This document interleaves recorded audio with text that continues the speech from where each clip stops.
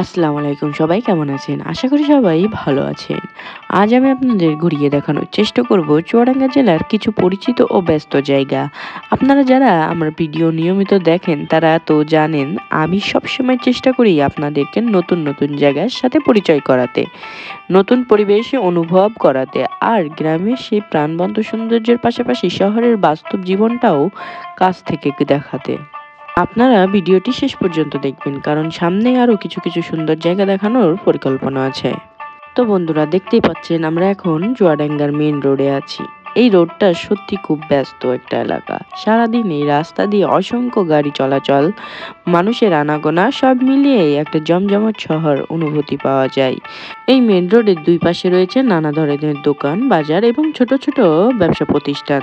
দিনের শুরু থেকে রাত পর্যন্ত ব্যস্ততা থেমে থাকে না।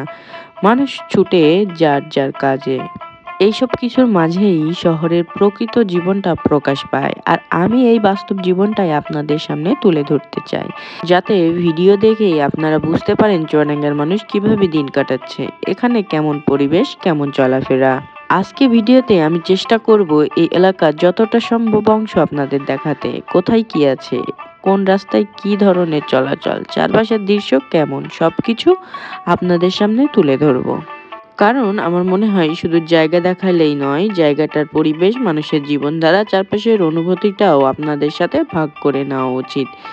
গ্রামের সেই শান্ত মাটির গন্ধ, সবুজে ভরা গাছপালা আর নিস্তব্ধ দুপুরের মতোই শহরে রয়েছে তার নিজস্ব একটি সৌন্দর্য, যেখানে গতি আছে, ব্যস্ততা আছে, আর আছে মানুষের স্বপ্নকে বাস্তবে রূপ দেওয়ার পথ চলার গল্প।